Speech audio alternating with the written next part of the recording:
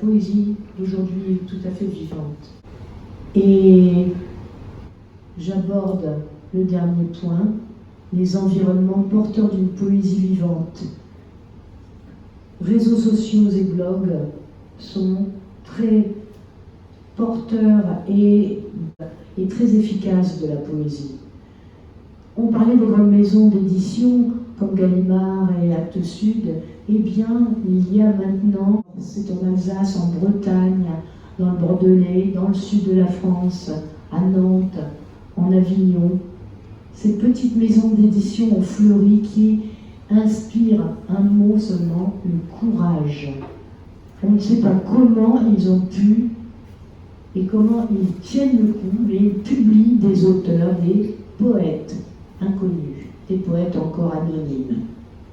Et ça donne lieu à des manifestations donc, et ces manifestations prouvent aussi que la poésie est toujours vivante, puisqu'il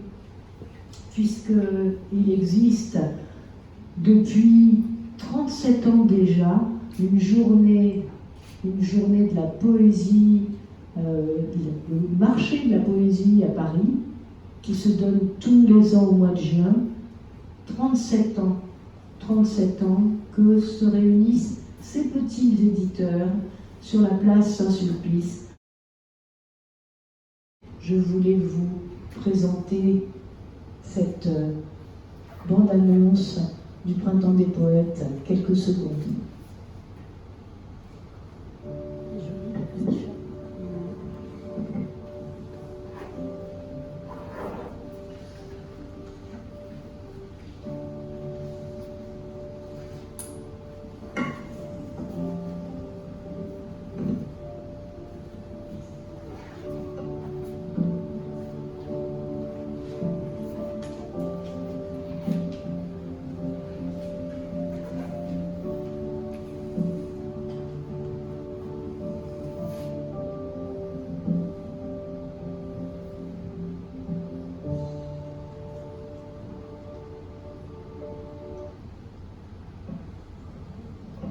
J'ai dépassé le temps imparti. Veuillez me pardonner, si vous voulez bien m'accorder 2 minutes, j'y suis presque. Je conclus donc. Toutes ces considérations, malgré leur caractère fluctuant, permettent de dresser un bilan significatif. Oui, la poésie connaît une crise, c'est indéniable. Une crise qui tient au contexte d'une époque où prédomine l'urgence, le toujours plus vite, le rendement, l'esprit de compétition, l'esprit de consommation, et sans oublier le grand vent de panique qu'a causé ce phénomène sanitaire qui secoue encore la planète. Il convient aussi d'ajouter les effets pervers des progrès de la communication, progrès technologique.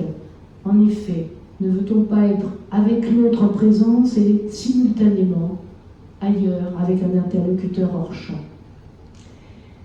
Or, malgré tout cela, la poésie aujourd'hui, et puis je vais conclure en ouvrant l'horizon comme une profession de foi, la poésie aujourd'hui, plus encore que par le passé, nous offre un espace de respiration, une source d'étonnement et peut-être d'émerveillement, un souffle pour souffler.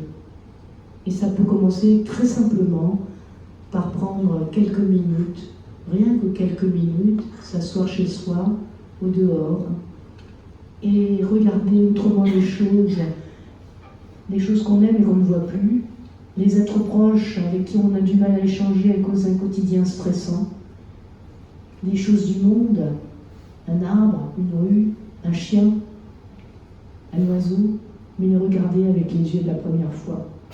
Ça commence comme ça, c'est le premier pas en poésie.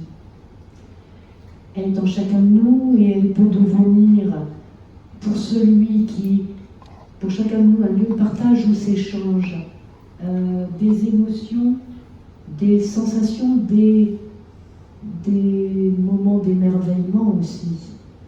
Quand le poète et celui qui le lit se rejoignent, c'est une terre d'échange et de partage. Je crois qu'on peut tous se dire comme les slameurs qu'on a en soi de la poésie à donner et à ressentir. la poésie, c'est la poésie est vivante.